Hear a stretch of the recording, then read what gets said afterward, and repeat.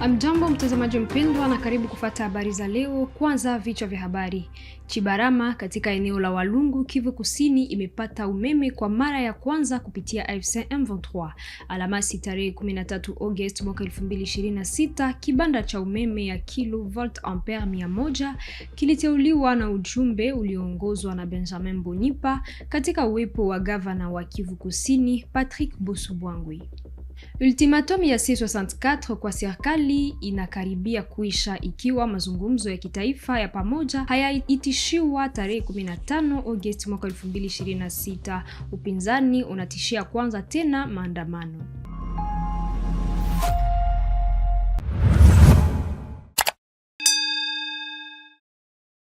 Hujambo. Chibarama katika eneo la Walungu, Kivu Kusini imepata umeme kwa mara ya kwanza kupitia AFC M23. Ujumbe wa AFC M23 uliongozwa na katibu wake wa kudumu na mkuu wa serikali Benjamin Mbonipa pamoja na gavana wa Kivu Kusini Patrick Bosubwangwi ulizindua Alhamisi tarehe 13 Agosti mwaka 2026 kibanda cha umeme ya kilovolt ampere 100. Merci beaucoup. Nous sommes venus ici à Walungu pour inaugurer cette cabine de transformation pour alimenter le centre de Chibarama en électricité.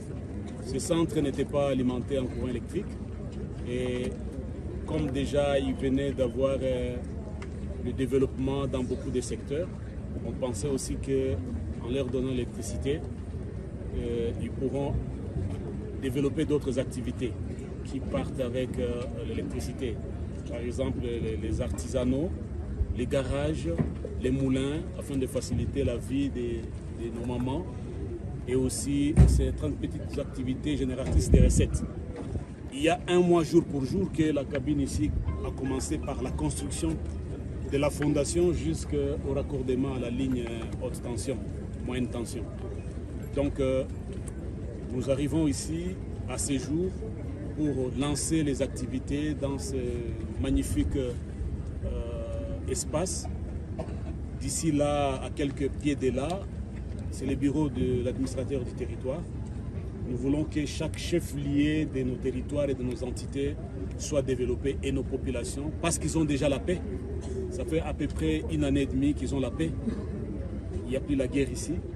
Maintenant, on passe à la phase de développement. Et nos frères et sœurs de Walungu avaient droit aussi de bénéficier de l'électricité. Ça passait juste au-dessus d'eux.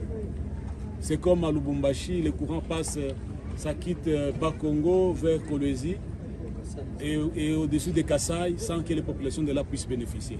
Nous, on veut aller avec nos populations. Et comme nous le répétons toujours, les populations sont nos patrons. Nous sommes les serviteurs de nos populations. Nous devons veiller à leur sécurité, mais aussi commencer à booster l'économie et même le développement de nos entités.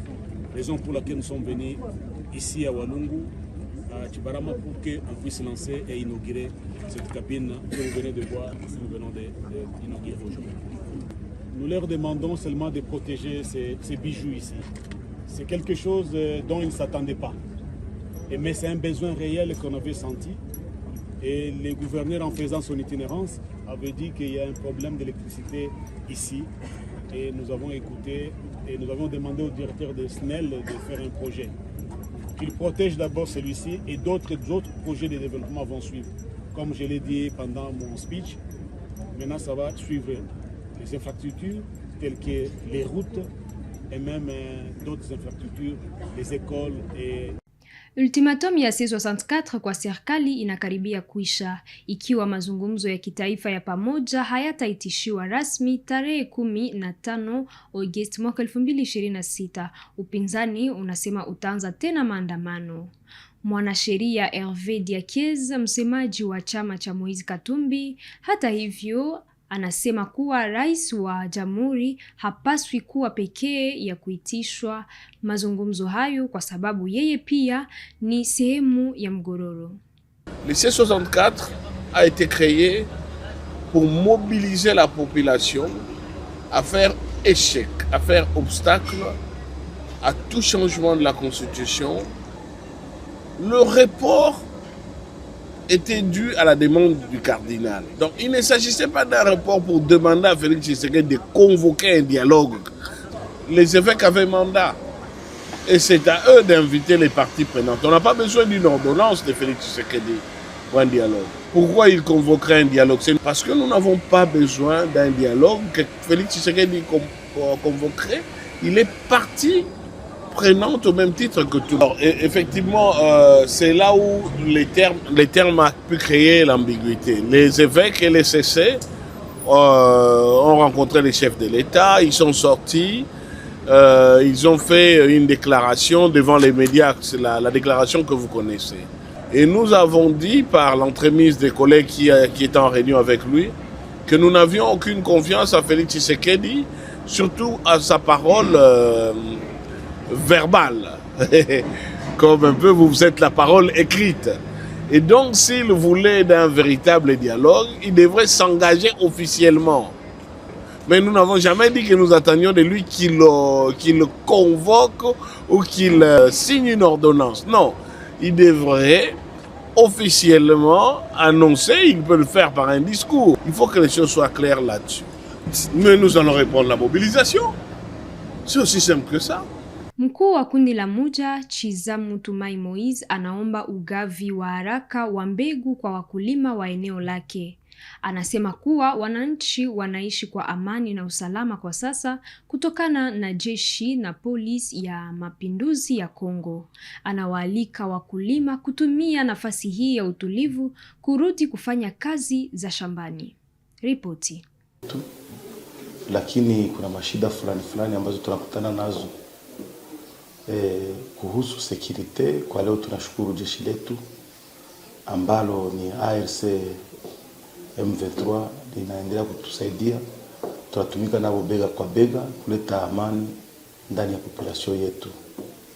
Ingine ni mkadra development tu, tunafungula mabarabara, tunatumika salongo zetu na kutengeneza mwingine yetu kama kawaida.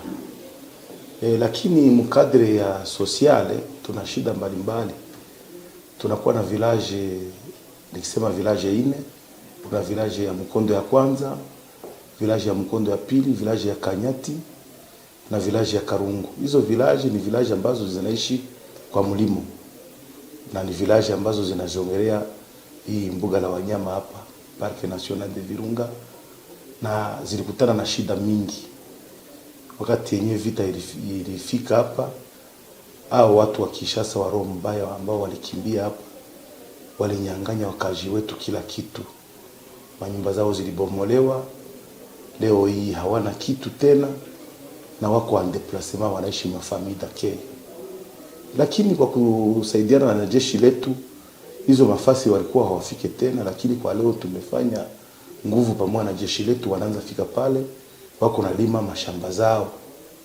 Lakini tuna shida ambayo tunayo ni kuomba liwali wetu wa jimbo na viongozi wote wa AFC M23 kuona kama wanaweza kia kusaidia hiyo population. Wanalima lakini hawana mbegu, na kukosa mbegu na kulima, kukosa ginzi ya msaada, ndio mnaona kule Goma wanatembea wakiomba fasi yote, watoto wakiomba. Ni kwa sababu wameachishwa mashamba zao na manyumba zao zote zimebomolewa. Ndio maana tunaomba wakuu viongozi watusaidie kupatia hiyo raia mbegu na kuwasaidia hata na manjanja warudie tena, wajenge ile mwingine yao, warudie kwa mashamba zao kama zamani. Ile ndio tunaomba wakubwa viongozi watusaidie, sababu amani inaanza rudia kwetu, lakini na njaa nayo ni security nyingine. Watu kama hawakule, watu kama hawana nafasi ya kulala, nayo ni shida nyingine. Groupement yangu kwanza inapezana mpaka na commune de Karisimbi, ville de Goma, na inapezana mpaka na groupement Monigi, na inapezana mpaka na groupement ya Rusayu, na inapezana mpaka na groupement ya Kibati, na inapezana mpaka na Parc National ya Virunga. Na vile vile tuna village 8. Tunakuwa na village ya Kiziba ya kwanza, Kiziba ya pili, Bugamba ya kwanza na Bugamba ya pili, na Mkondo ya kwanza na Mkondo ya pili, na village Karungu na village Kanyati. na mwizo village kuna zingine village hii ambazo zinaishi maisha kawaida, sababu ukatoka mkomini ya Karisimbo na ingia kwetu juu ya extension ya ville, hauwezi jua kama umeingia kwetu. Wale wanaishi maisha kawaida, lakini hao ambao wanakuwa ngambo ya juu au wale wanajongelea park wanaishi kwa maisha ya mlimo, na ndio wale wanakutana na shida mingi sana. Zile tunaomba wakuu viongozi watusaidie kuona kama ile population inaweza rudia maisha kawaida. Tunashukuru sana wakuu viongozi, sababu unaona hapa nyuma guvernere wetu wa jimbo letu la Nord Kivu Bahati Erasto Musanga, population yangu inaendelea kumshukuru kuona wamama walikuwa wakizaa kwa shida, wanabebewa Goma na wengine wanafika kule na wamepata shida, lakini kwa leo tunakuwa na maternite yetu pale Kusoderu ndani ya village ya Kiziba ya pili. Madawa ziko mingi pale, inakuwa centre hospitalier, na tunakuwa na macentre de santé ine. Tuko na centre de santé ya Kasumba, tuko na centre de santé Muja, tuko na centre de santé ya Bugamba ya pili, na tuko na centre de santé ya Kiziba. Manispa ya Furungume huko Lualaba inaendelea kufanya kisasa.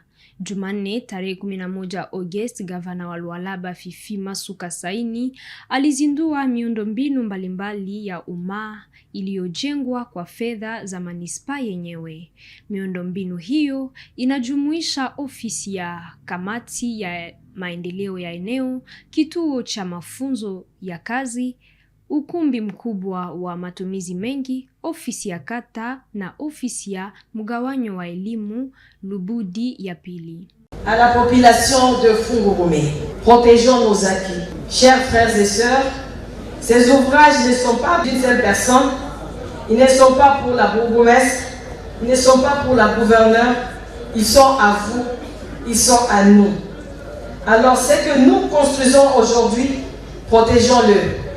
Ce que nous inaugurons, entretenons-le. Ce que nous lançons, accompagnons-le. Ce que nous commençons, achevons-le.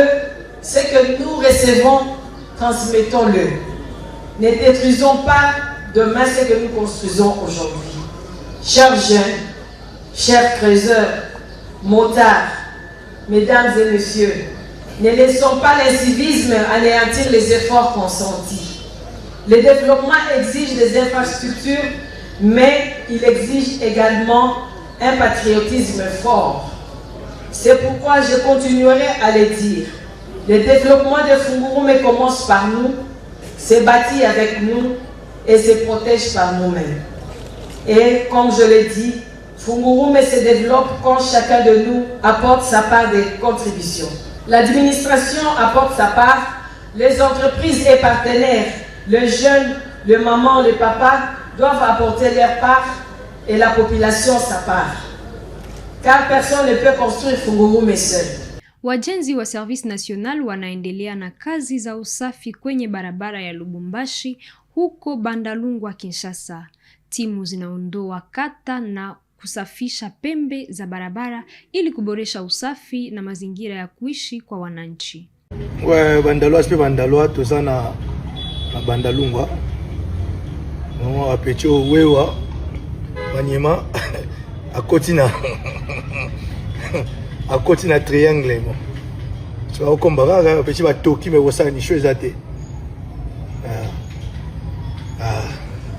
so akomba bon. Kongo Central inapokea hifadhi ya kilimo ya Lovo yenye eneo la hekta 500. Mradi huu unalenga kuongeza uzalishaji wa kilimo na kuimarisha kujitegemea kwa chakula nchini. Ripoti. Vu du ciel, il s'agit d'un paysage de carte postale, d'une terre prête à germer et à donner les meilleurs produits de la terre qui existent.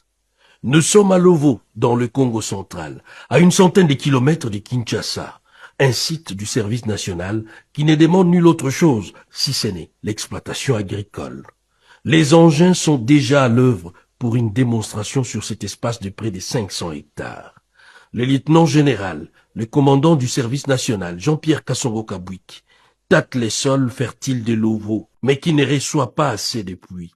Et pour cause, les microclimats qui impactent le travail de la terre. Les sols, l'eau le sol est formidable, il est bon. Mais le problème, c'est le climat. Il y a un microclimat qui s'est créé ici. Il n'y a pas beaucoup de pluie. Nous avons vraiment un problème de pluie. Un défi à relever, d'autant plus que Lovo est à une centaine de kilomètres de Kinshasa et à près de 40 kilomètres pour accéder à la nationale numéro 1 via Kimpese. L'irrigation peut changer la donne sur place et offrir au Congo central et à Kinshasa des produits agricoles essentiels pour garantir l'autosuffisance alimentaire dans cette partie du pays.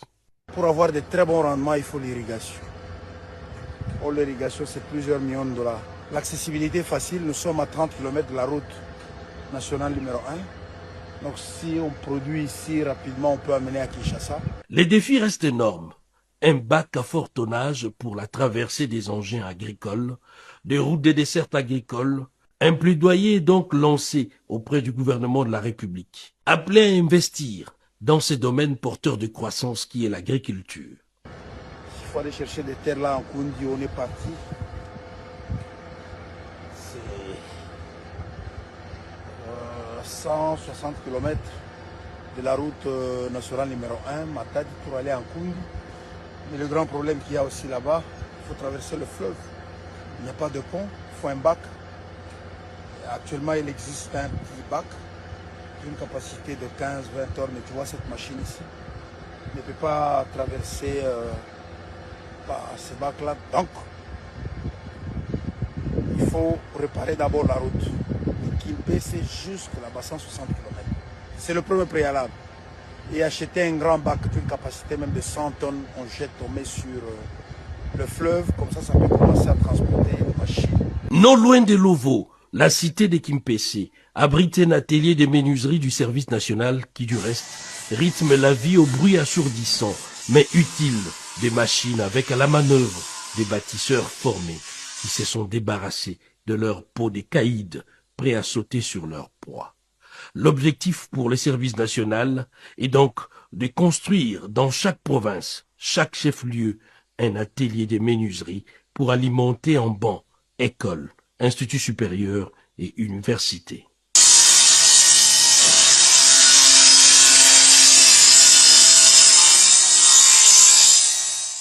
Mwisho wa habari za leo kwenye Kivu Morning Post TV. Tunakushukuru mtazamaji mpendwa kwa kutufuata mwanzo hadi mwisho. Tukutane siku ijayo.